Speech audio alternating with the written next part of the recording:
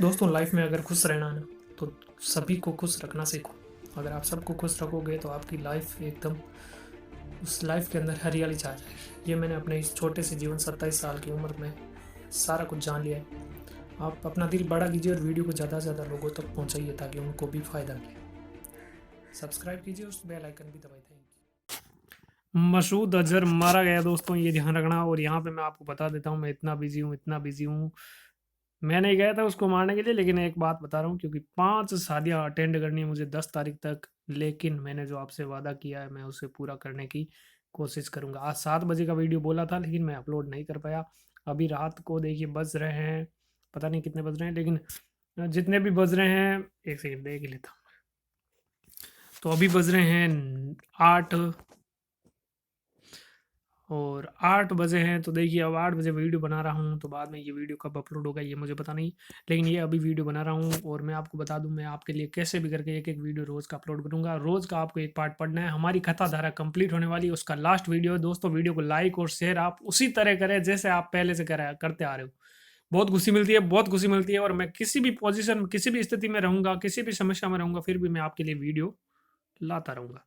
यहाँ पर हम पढ़ने वाले हैं एटम बम, सॉरी पढ़ने वाले क्या, टेस्ट लेने वाला हूँ। अभी आपको यहाँ पे कवि परिचय दिखेगा, उसके बाद अपना टेस्ट शुरू होगा।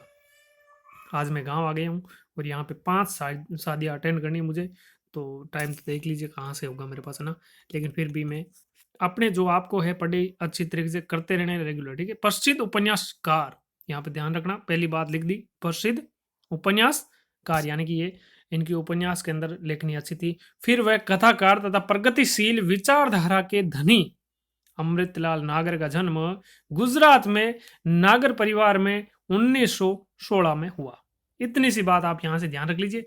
बाकी ये लंबी चौड़ी कहानी आपको ध्यान रखनी नहीं है। यहाँ पे थोड़ी बहुत एक और बात है जो मैं आपको बता देता हूँ। यहाँ पे लिखा है, देखिए, नागर जी हिंदी के साथ साथ बंगला, मराठी और तमिल भाषा के भी अच्छे जानकार थे।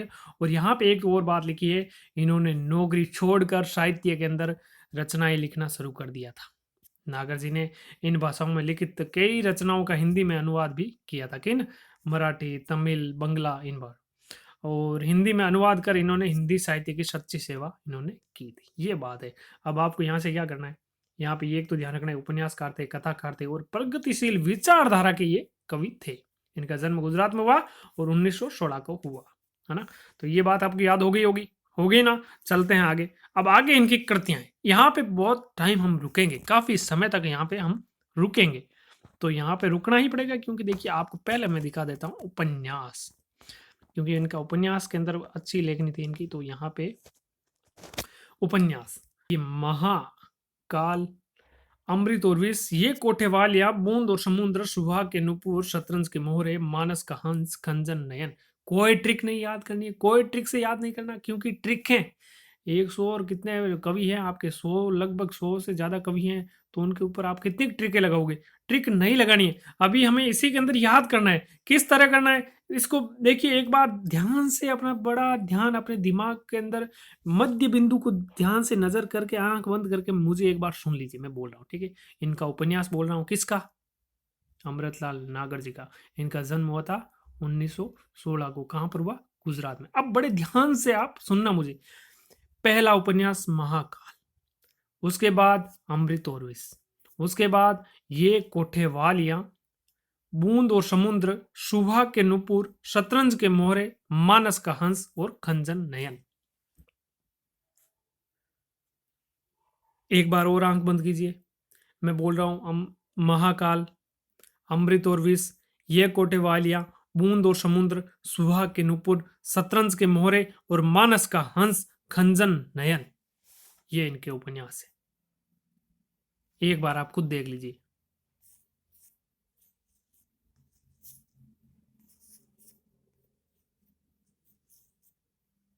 चलिए, ये आपने देख लिया अच्छे तरीके से, ठीक है। मुझे पता आपको याद नहीं हुआ है, लेकिन एक बार आपके दिमाग में तो आ गया ना इतना सारा, बस यही बहुत होता है, ठीक है।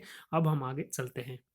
कहानी संग्रह, इनकी कहानी संग्रह एक दिन हजार दास्तां, एटम बम, ये तो है ही अपने पाठ के अंदर है, तो इसको तो याद रखना ही है। पिप्पल की परी, वाटिका, अवशेष, नवाबी मसनद और तुल्लाराम शास्त्री। देखिए बड़े अच्छी तरीके से सुन लेना, मैं फिर से रिपीट कर रहा हूँ, बाद में मत कहना कि याद नहीं हुआ। एक दिन हजार दास्तान, एटम बम, पीपल की परी, वाटिका, अवशेष, नवाबी मनसद और यहाँ पे तुलाराम शास्त्री, ये इनके कहानी संग्रह हैं। कौन कौन से? एक दिन हजार दास्तान, एटम बम, पीपल की परी, वाटिका, अवशेष, नवाबी मनसद और तुलाराम शास्त्री। तो ये थे इनके कहानी संग्रह। उपन्यास हमने देख लिए, महाकाल, अमृत और विष, ये कोटे वालिया, बूंद और समुद्र, सुहा के नुपुर, शतरंज के मोहरे, मानस का हंस, कंजन नयन। ये मैं आपको लास्ट तक पूछता रहूंगा, कब तक? जब तक टेस्ट चलेगा, ये ध्यान रखना, ठीक है। अभी आपको याद नहीं हुआ तो कोई दिक्कत नहीं, ये मत सोचो याद नहीं हुआ ना, याद मैं इसी वीडियो के अंदर करवा दूंगा। संपादन इनका देखिए, इसका संपादन है जो उच्च संकल्प इन्होंने, और फिर एक चक्लस, एक शनिचर आदि पत्र पत्रिकाओं का इन्होंने संपादन किया था। तो ये भी नाम आपको पूछा जा सकता है एग्जाम के अंदर, एक क्वेश्चन आएगा, उच्च श्रृंखला पत्र का जो संपादन है किसने किया? तो ये ध्यान रखना, अपने नागरलाल जी ने किया था, है ना। तो ये अच्छे तरीके से ऐसे क्वेश्चन आपके बनेंगे। क्वेश्चन आ जाएगा कि भाई एक दिन हजार दांस था किसकी कहानी संग्रह, एटम बम किसका है, तो पीपल की परी किसकी है, वाटिका किसकी है, तो ये अच्छी तरीके से आप ध्यान रखना। अब पुरस्कार इनको देखिए, अमृत विश्व एक इनका जो उपन्यास है, सॉरी, उसके ऊपर इनको साहित्य अकादमी पुरस्कार मिला है। ये अच्छे तरीके से आपको याद रखना ही पड़ेगा। अमृत विश्व नामक उपन्यास पर इनको किनको इनको किनको अमृतलाल नागर जी को, कौन सा? अमृत विश्व। क्या मिला? साहित्य अकादमी पुरस्कार। जन्म कब हुआ? 1916। कहां पर हुआ? गुजरात में। इनके उपन्यास कौन से हैं? तो अभी मैं बोल रहा हूं, ध्यान से सुन लीजिए। एक तो देखिए महाकाल है, एक अमृत और विष है, ये कोठे वालियां, बूंद और समुद्र है, सुहा के नुपुर, शतरंज के मोहरे, मानस का हंस और खंजन है। तो ये इनके जो है अच्छे तरीके से मैंने आपको ये कवि परिचय बता दिया है। अब मैं ये जो रचना है ना, इनको मैं आपको, अब जो क्वेश्चन आ गए अब मैं आपको पूछने वाला हूँ ना, उनमें बीच बीच में आपको पूछूंगा। कोई बोर हुआ हो तो एक बार जरूर कमेंट बॉक्स में लिख दे अपना, जो भी मन में ऐसा आ रहा है ना, कुछ गुस्से वाली फीलिंग आ रही है ना, तो एक बार कमेंट बॉक्स के अंदर लिख देना। क्योंकि देखिए कुछ एक सबका दिमाग एक जैसा नहीं होता, अगर किसी के ऐसे दिमाग में आया तो वो जरूर कमेंट बॉक्स के अंदर लिख दे ऐसा। अब इस एटम बम जो ये कहानी है, इसका पहला प्रश्न मैं आपके सामने रखने जा रहा हूं। वो प्रश्न है, वह इससे चिढ़ उठे थे, क्यों नहीं बादशाह एवं वजीर हार मान लेते, क्या अपनी झूठी शान के लिए वे जापान को तबाह कर देंगे? ये प्रश्न एक पूछा गया था। ये प्रश्न किसके मन में उठा था? ये पूछा गया यहाँ पे। Answer doctor Suzuki. जापान के किस शहर हिरोशिमा के अलावा पर भी एटम बम गिराया गया था? तो यहाँ पे नागासाकी। लेखक के अनुसार कौन कहता है कि एटम बम का आविष्कार मानव बुद्धि की सबसे बड़ी विफलता है? इंसानियत के दुश्मन, ये सफलता बोल रहे हैं ना, तो इंसानियत के जो सबसे बड़े दुश्मन है वही बोलते हैं ऐसी बात। कोबायाशी हट के साथ अपनी आंखें क्यों खोल रहा था? तो वो इसलिए खोल रहा था क्योंकि आंख बंद कर लेने पर तो और ज्यादा दम घुट रहा था, और आंखों से बम जो है हुए विनाश की जो है भयावह देखना चाहता था वो, और ये तसल्ली करने के लिए कि बम गिराने के बाद भी दुनिया अभी नेस्त नाबूद नहीं हुई है। उपयुक्त सभी इसका आंसर होगा। कोबायाशी ने अपनी प्यास बुझाने के लिए क्या किया?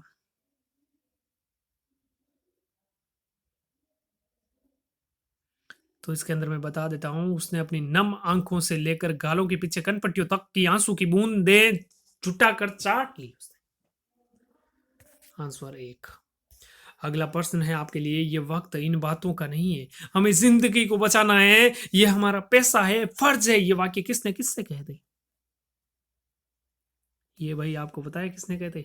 ये नर्स ने डॉक्टर सुजुकी से कहे थे। ये ध्यान रखना, है ना, इसमें बहुत अच्छी लाइन है।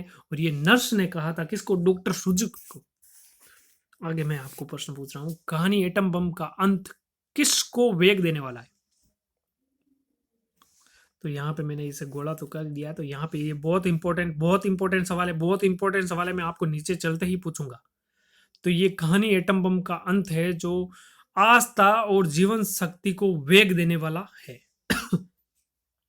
अब एक मैं आपको सवाल पूछ लेता हूं कि महाकाल और अमृत और विष, ये दो उपन्यास किस कहानीकार के या फिर उपन्यासकार के हैं?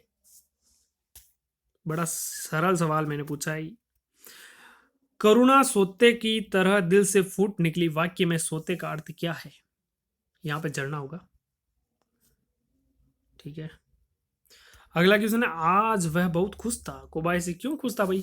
अरे भाई वो खुश क्यों था? उसके घर में एक नई जिंदगी आने वाली थी। कोबायाशी का दिल तड़प उठा। उसका दिल क्यों तड़प उठा मेरे भाई? क्योंकि अपनी पत्नी को देखने के लिए वो उसका दिल है जो तड़प उठा। बम धमाके के बाद अस्पताल की क्या स्थिति थी? उसके बाद में अस्पताल की स्थिति थी वह थी कि वह पूर्ण रूप से मिट्टी और खंडहर में परिवर्तित हो चुका था। उसका फाटक एवं दीवार टूट गई थी। दूर दूर तक सब वीरान हो गया था और जिस जिंदगी का इंतजार कोबायाशी कर रहा था वो भी मिट्टी में मिल चुकी थी। कोबायाशी की चेतना लौटने पर पहली बार पत्नी का ध्यान आया तो उसने क्या प्रतिक्रिया व्यक्त की? उसने यह प्रतिक्रिया व्यक्त की कि पत्नी का ध्यान आते ही उसे पत्नी को देखने की उत्कंठा या उत्कृष्टता हुई। ठीक है। मुझे क्यों मार रहे हो? मुझे क्यों मार रहे हो मेरे भाई? वह जोर जोर से चीख रहा था। वह कौन था? वह कोबायाशी ही था और कोई नहीं था। एटम बम किस शहर पर गिराया गया था? तो यहाँ पे एक और दो, हिरोशिमा और नागासाकी। यहाँ पे अगला क्वेश्चन है जो वो यह है कि यहाँ पे इस ये क्वेश्चन अधूरा है इसलिए इस क्वेश्चन को छोड़ते हैं। अगला क्वेश्चन है कि जब हिरोशिमा पर एटम बम गिराया गया तब कोबायाशी की क्या उम्र थी? उसकी उम्र थी 25 साल। पाठ एटम बम के अनुसार कौन लोग विश्व युद्ध चाहते थे? तो भाई अमीर और अफसर ये लोग ही ऐसा करेंगे, और कोई जो एकदम गरीब या फिर एकदम अच्छा इंसान होगा वो ऐसा काम नहीं करना चाहेगा, क्योंकि इसके अंदर मौतें होती है, जिंदगियां जाती है दोस्तों। एटम बम वाली देखिए, युद्ध का मैं समर्थन करता हूँ, लेकिन ये एटम बम का है ना, एटम बम, इसको लेकर बहुत बेकार चीज़ है दोस्तों। ये बड़ी ही बेकार चीज़ है इस दुनिया की। यहाँ पे अमीर ये और ये अफसर लोग होते हैं ना, यही ऐसा काम करते हैं। कोबायाशी के कितने भाई बहन थे? कोबायाशी का एक ही भाई था और एक ही बहन थी। यहाँ पे कोबायाशी के माँ बाप उससे कितने वर्ष का छोड़कर स्वर्ग सिधार गए थे? तो यहाँ पे आंसर आपको बताना है दोस्तों। दोस्तों इस क्वेश्चन को एक बार मैं छोड़ रहा हूँ बीच में, क्योंकि इसका मुझे सही से अंदाज पूरा पता नहीं है, इसलिए मैं आपको इस क्वेश्चन का आंसर बाद में ही बताऊंगा। और आप में से अगर किसी को पता हो तो वो जरूर कमेंट बॉक्स में लिख दे, ताकि वहीं पर आपका सॉल्यूशन हो जाएगा। कोबायाशी के माँ बाप उसे कितना वर्ष का, तो 10 वर्ष का छोड़कर चले गए थे। जब आसमान पर कानों के पर्दे फाड़ने वाला धमाका हुआ तब कोबायाशी क्या कर रहा था? ये बड़ा शानदार क्वेश्चन आपके लिए आया है। तो भाई वो अस्पताल के बाहर कच्ची सड़क पर टहल रहा था, है ना। बस कोबायाशी। अच्छा, अब मैं आपको 2-3 कहानियां पूछ रहा हूँ, तो मुझे आप ये बताइए कि अमृतलाल नागर जी की 3 कहानियां आप मुझे बताइए। 3 कहानियां अमृतलाल नागर जी की मैंने पूछी है, तो मैं बता देता हूँ, याद कर लेना। एक दिन हजार दांत था, ये किसकी कहानी है? अमृतलाल नागर की। पिप्पल की परी किसकी है? और वाटिका किसकी है? तो ये तीनों के तीनों अच्छे तरीके से याद रखना ना। और उन अपने अमृतलाल नागर जी को किस उपन्यास पर जो है साहित्य अकादमी पुरस्कार मिला था? तो ये है अमृत और विष। इसके ऊपर इनको मिला था क्या? साहित्य अकादमी पुरस्कार। ये बीच बीच में इसलिए पूछ रहा हूँ क्योंकि आपको याद होता रहेगा साथ साथ में ना। जिसको आंसर नहीं आ रहा है तो वो ऐसा ना सोचे कि मुझे तो आंसर आ ही नहीं रहा ना। ऐसा कोई जरूरी नहीं है, अभी तो मैंने पढ़ाया है, ऐसा थोड़ी ना कि हाथों हाथ याद हो जाएगा, किसी को नहीं होता है। कोबायाशी के जीवन की अमूल्य नीति क्या बन गया था? तो इसका आंसर होगा विवाह के बाद 1 वर्ष का सुख। और अपना अंतिम क्वेश्चन नहीं, थोड़ा बहुत और है। सब तरफ से निराश होने के बाद कौन कोबायाशी के जीवन में नया रस ले आया था? तो भाई ये सीधी सीधी बात है, बेवा मकान मालिन जो मालकिन है उसकी लड़की, है ना। हजारों जख्मी पागल कहाँ लाए जा रहे थे? लास्ट क्वेश्चन है अपना। हजारों जख्मी पागल कहाँ लाए जा रहे थे? तो वो लाए जा रहे थे कैंप अस्पताल में, है ना। तो दोस्तों कैसा लगा आपको ये टेस्ट? आपको कैसा लगा मुझे आप ये बताइए, ताकि मुझे ऐसा मुझे खुद को अच्छा लगे क्योंकि मैं इस काफ़ी मुसीबतों के बाद में ये आपको वीडियो आपके सामने लेके आया हूँ। अब हम पढ़ेंगे कमेंट, कमेंट देख लेते हैं आपके। ज़्यादा कमेंट आज नहीं पढ़ पाऊँगा, लेकिन कुछ कमेंट पढ़ लेते हैं। लेकिन इससे पहले मैं आपको एक बार अमृतलाल नागर जी का परिचय दे देता हूँ। इनका जन्म 1916 को हुआ। इनके जन्म हुआ था गुजरात में, नागर परिवार में हुआ था। इनके उपन्यास मैं बोल रहा हूँ, बड़े ध्यान से सुन लेना। आँख बंद कर लीजिए एक बार आँख बंद कर लीजिए। कोई आपकी आँख फूटेगी नहीं बंद करने से, ना ही आप कोई शर्म के मारे, जो शर्म कर गया वो मर गया, ऐसा कुछ मतलब आप सोच लीजिए ना, और आँख बंद कर लीजिए। पहला उपन्यास आपको मैं पूछ रहा हूँ, सॉरी, मैं आपको उपन्यास बता रहा हूँ इनके। महाकाल, अमृत और विष ये कोठे वालियाँ, बूंद और समुद्र, सुहा के नुपुर, शतरंज के मोहरे, मानस का हंस, खंजन नयन। ये क्या है? उपन्यास है। किसके हैं? अमृतलाल नागर के। कौन कौन से? देखिए, एक तो है महाकाल, अमृत और विष, ये कोटे वालिया, बूंद और समुद्र, सुहा के नुपुर, शतरंज के मोहरे और मानस का हंस और खंजन नयन। कहानी संग्रह इनके कौन कौन से मैं बोल रहा हूँ? एक दिन हजार दास्तान और एटम बम, पीपल की परी और वाटिका, अवशेष, नवाबी मसनद, तुल्लाराम शास्त्री। ये इनके कहानी संग्रह। अब देखिए, इन्होंने संपादन किया था कुछ पत्र पत्रिकाओं का, तो एक है उच्चंक्ल, एक चकलस और एक शनिचर। और इनको अमृत और विष उपन्यास पर मिला था क्या? साहित्य अकादमी पुरस्कार। अब इससे ज़्यादा तो दोस्तों मैं बार-बार बताऊँगा, ये भी अच्छा नहीं है। अगर किसी को अभी तक याद नहीं हुआ है, तो वो एक बार वीडियो को वापस देख ले, ताकि उसको याद होकर ही रहेगा। अब देखिए, अब हम जो है कमेंट देख लेते हैं, ठीक है? वीडियो को शेयर करना और सब्सक्राइब, लाइक, ये सब आप कर रखे हो, मुझे पता है, तो आप वीडियो को शेयर ज़रूर करें। तो देखिए, जो ये कमेंट है अपने वीडियो नंबर 5 के, तो इसके अंदर टेस्ट नंबर 5 के, तो इसमें लास्ट कमेंट आया था नीलेश नीलेश जी का। इन्होंने लिखा very nice video, thank you. चलिए आप देखिए, हम सारे कमेंट देख लेते हैं। और गीता रावत जी ने लिखा है, आज के सारे प्रश्न बहुत अच्छे थे, साथ में लेखक परिचय तो बहुत ही अच्छा था, मतलब कि धन्यवाद सर, इन्होंने ये लिखा है। चलिए, रेणु बालाजी ने लिखा very nice sir, okay. Renu Balaji ने ये लिखा है, सुप्रभात सर, बहुत अच्छे प्रश्न, ठीक है जी। और यहाँ पे संतोष जी ने लिखा, क्वेश्चन की क्वालिटी और बेहतर बनाइए, वैसे ये अच्छे क्वेश्चन है, अगर अच्छे हैं तो फिर आपने ऐसा क्यों लिखा, और अगर अच्छे नहीं है तो डायरेक्ट ऐसा लिखिए नो गुड, ना मैं समझ जाऊंगा। और एक बात और बता दूं, ये क्वेश्चन अभी देखिए, मेरे पास इतना टाइम नहीं है, मैंने आपको पहले बता दिया, मैं शादियों में बिजी हूँ। 5 शादियां मुझे अटेंड करनी है 11 तारीख से पहले पहले, तो वो मेरे लिए बहुत कठिन समय होगा। लेकिन आपको साथ में एक जो पाठ है रोज का पढ़ लेना है, ताकि आपका पाठ का कोर्स है जो कंप्लीट हो जाएगा। यहाँ पे देखिए, यहाँ पे इन्होंने ये कोई छोड़िए, प्रभु राम जी इन्होंने नाइस लिखा है। कविता जी ने 1891 में लिखा है। चलिए, यहाँ पे ब्रिजेंद्र कुमार ने लिखा है वेरी नाइस, ओके। तो देखिए, कोई बाल जी ने लिखा थैंक्स, पहले तो बाद में इन्होंने जो मैंने सवाल पूछे थे बीच में, ये सबसे बेस्ट चीज़ मुझे यही लगती है दोस्तों। आपने कोई बाल जी, आपको बहुत बहुत धन्यवाद, आपने ये इतना अच्छा काम किया। और यहाँ पे इन्होंने जन्म बताया, फिर मृत्यु बताई, फिर किसकी? विश्वम्भर नाथ कौशिक जी की पहली कहानी इनकी बताई थी, फिर रक्षा मंदिर, कल्प मंदिर, चित्रकला, ये इनकी कहानी संग्रह बताए थे। ताई कहानी में इन्होंने बताया कि नारी की मनोवृत्ति का सफल चित्रण इन्होंने जो है। देखिए, यहाँ पे आपको कन्फ्यूज़न है इसमें, बिल्कुल मेरे हिसाब से 1891 में, फिर भी मैं काफ़ी कुछ जगह देख रहा हूँ, वहाँ पे मैंने 1891 में ही देखा है। फिर भी एक बार मैं आपको पूरा कंफर्म करके बता दूंगा, इसमें कोई ऐसी बात नहीं है, ठीक है। चलिए, आप देखते हैं, ये अपरा वाला आ गया। अपरा के अंदर अपने को देखना ही नहीं है। ममता जी, ये थैंक्स लिखा इन्होंने। अपरा वाला देखिए, अपरा के भी हमने पढ़ाए हैं, काफ़ी सारे टेस्ट लिए हैं, तो आपका जो प्ले लिस्ट है वहाँ जाकर देखिए। अजय जी ने देखिए थैंक्स सर का है। यहाँ पे सपना राय जी ने लिखा है, सर जी दिख क्यों नहीं रहा? अच्छा, दिख, देखिए मैंने कल वो कवि परिचय पढ़ाया था ना, तब वो क्या है कि बिना दिखाई मैंने कुछ आपको पूछ कर कुछ बता कर, ये क्योंकि आपको इसमें पहले ये सारी चीज़ें पढ़ लेनी है। अगर आप पहले पढ़ लेते हो तो ये आपका होता है टेस्ट, समझ रहे हो आप मेरी बात? तो इसको अच्छी तरीके से ध्यान रखना, आप पहले पढ़ लीजिए। अगला जो पार्ट है कौन सा है मैं देख लेता हूँ, एक बार आपको बता दूँ। अगला है शायद, अगला है अपने जैसलमेर की राजकुमारी, यही होना चाहिए मेरे हिसाब से, है ना? एक बार देख लेना आप। और बहुत बहुत थैंक्स। अच्छा, ठीक है, वेलकम आपका। दिनेश जी नाइस लिखा इन्होंने। रुचिका जी ने लिखा, सर हमारी फर्स्ट ग्रेड की नौका। देखिए, आपको खुद को ही करना पड़ेगा जो भी कुछ है, मैं तो खाली एक माध्यम हूँ, छोटा सा नाम मात्र का ना, तो इसमें आपको खुद को ही अपना योगदान देना, सारा का सारा। मैं कुछ भी नहीं हूँ, ना ही मेरे को कहता हूँ कभी कि हमने सिलेक्शन दिया, ऐसा नहीं है। लेकिन हमने, हमारे से कुछ लोग पढ़कर उनको बहुत कुछ फ़ायदा मिलता है, ये हम बताने के लिए आपको कुछ बताते रहते हैं। सर बीएड में अलंकार, छंद, काव्य, व्याकरण भी पढ़ा देना सर प्लीज़, वेरी अच्छा, ठीक है। रुचिका जी ने लिखा, sir thank you so much, okay. Ajay Vaishnav ji ने नमस्ते सर जी, टेस्ट जारी, बिल्कुल अजय जी, नो टेंशन। विनोद कुमार जी, दिखाई नहीं दे रहा, अरे भाई दिखाई मैंने बोल दिया ना आपको, है ना? ये बात आप समझदार हो, आप हमारे लिए बहुत ज़्यादा मेहनत कर रहे हो, थैंक यू। लेकिन आपके लिए मेहनत करने के लिए ही मैं बैठा हूँ। अब आपको मैं पूरी कहानी समझाऊंगा तो आप विश्वास नहीं करोगे, इसलिए मैं कुछ बोलूँगा नहीं। माहिरा बजाज ने लिखा, सर आपको बहुत बहुत धन्यवाद, इससे हमें बहुत फ़ायदा मिलेगा, god bless you sir, thank you Mahira जी।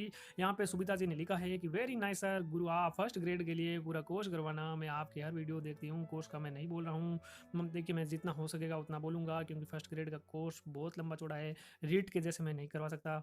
ममता प्रजापति जी ने थैंक्स लिखा है। ममता जी ने लिखा लिखा है, "सर आप कमेंट दिखाते हो ना तो ये बहुत अच्छा ठीक है, बहुत अच्छी बात है। आप अपने मन में जो भी हो ना लिखा करो जिससे हमें भी बहुत खुशी मिलती है।" मनोहर इन्होंने आंसर दिया है किसने? कुमार यादव जी ने। फिर यहाँ पे देखा जाए तो नवल राज जी ने नाइस वीडियो लिखा है और महेंद्र सागर जी ने थैंक्स सर लिखा है। यहाँ पे सुरेश जी ने थैंक्स सर लिखा है, विक्रम सिंह जी ने लिखा सुपर वीडियो, सासी ने लस्कर ने लिखा है वेरी नाइस और Manish SDRF super sir WhatsApp number देना सर जी। यहाँ पे राजस्थान जॉब अलर्ट ने भी नाइस सर जी लिखा है। चलिए मनीष जी व्हाट्सअप नंबर तो मैं दे दूंगा लेकिन उसका कोई मैं जल्द ही आपको एक व्हाट्सअप ग्रुप का जो है सेंड करूंगा लिंक, लेकिन अभी तक मेरा कोई इरादा है नहीं।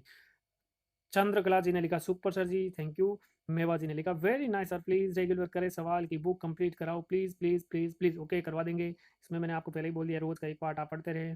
संतोष जी ने लिखा हाँ जी सर रेगुलर करो क्वेश्चन, रेगुलर ही कर रहा हूँ ना मैं। अभी तक तो मैंने एक भी देखिए कितने 6-7 दिन हो गए हमारा, नहीं छठा वीडियो ये आप देख रहे हो। रजनी जी ने लिखा है thank you so much Guru ji. Okay Sarita ji ने लिखा थे नाइस सर थैंक यू। चलिए ठीक है पेपर राम जी ने लिखा सर जी वीडियो तो से ये वीडियो से बहुत अच्छा पढ़ा रहे हो, मैं आपके सब वीडियो ध्यान से देखता हूँ, बहुत अच्छी बात है, हम गलत नहीं पढ़ा रहे हैं। और कहीं पर थोड़ा बहुत कंफ्यूज हो जाए आप ध्यान रखना, है ना, मैं ऐसा कुछ गलती करूंगा भी नहीं। अभी मैं थोड़ा शादियों में बिजी हूँ तो आप भी अच्छी तरीके से पहले पार्ट को अच्छी तरीके से पढ़ ले, है ना। कोई भी कुछ भी आपको कंफ्यूजन लगे तो मुझे जरूर इतला करें, मुझे बता दे। सहीम बानो जी ने लिखा है very very nice okay thank you. Gopal Lal ji ने लिखा है सुपर सर। विजय सोनी ने लिखा सर जी फर्स्ट ग्रेड की हिंदी की पूरी तैयारी करवाओ प्लीज। ऐसा मेरे हिसाब से इस बार नहीं करवा पाऊंगा। सहीम बानो जी ने लिखा है गुड इवनिंग सर, क्योंकि हमारे भी बहुत सारे काम रहते हैं और रीड के अंदर मैंने सामने चला कर, जबकि यूट्यूब वालों ने अपना एडसेंस अकाउंट है जो बंद कर दिया था, फिर भी दोस्तों मैंने जो वादा किया था ना वो रीड के अंदर मैंने कंप्लीट किया था और उससे बहुत मुझे खुशी मिली कि लोगों को इतना फायदा मिला कि उनका सिलेक्शन हो गया दोस्तों। इससे बड़ी बात तो कुछ हो ही नहीं सकती यहाँ पर। अंतिमा जी ने लिखा है थैंक्स सर फर्स्ट ग्रेड की तैयारी भी ऐसे ही करवाइए, हमारा भी सिलेक्शन हो जाए। बिल्कुल आप सबका सिलेक्शन होगा, ये मैं लिख के दे रहा हूँ, लेकिन एक चीज़ ध्यान रखना, सोशल मीडिया से लाखों कोशिश करना दूर रहने की। अब आप कहोगे यूट्यूब तो हम पढ़ रहे हैं, तो ये पढ़ाई है। सोशल मीडिया का मतलब होता है मोदी जी ने वीडियो डाला आपने देख लिया, राहुल गांधी का वीडियो है उसका भी देख लिया, इसका वीडियो है लड़ाई आई वो देख लिया, ये देख लिया वो देख लिया, व्हाट्सअप जल्द से आपने स्टेटस चेक किया, अरे किसने अपने व्हाट्सअप स्टेटस आपने लगाया देखा कि कितने जनों ने देख लिया, ओहो ऐसा करोगे ना तो आप लोगों को बहुत नुकसान है। सॉरी सर किसी कारण से मैं आपके, कोई दिक्कत नहीं, आपके लिए ये पढ़े हैं, कभी मैं डिलीट नहीं करूँगा ना। और यहाँ पे इन्होंने मुझे पूछा था जॉब के लिए। चलिए यहाँ पे सुहील बेनीवाल जी ने लिखा है तो cigarette okay thank you Suhail ji Beniwal ji. Okay यहाँ पे अब कमेंट बहुत हो गए, मैं भी पढ़ पढ़ के थक गया हूँ। ये देखिए अमित जी ने के व्हाट्सअप जी ने ये सब आप देख सकते हो, मैं अब थक गया हूँ दोस्तों ये कमेंट पढ़ पढ़ के, बहुत सारे कमेंट आते हैं आपके। चलिए यहाँ पे अपना समाप्त होता है, अगला वीडियो जल्दी आपको मिलेगा। ओके मिलता हूँ मैं अगले वीडियो में, तब तक के लिए जय हिंद जय भारत थैंक यू।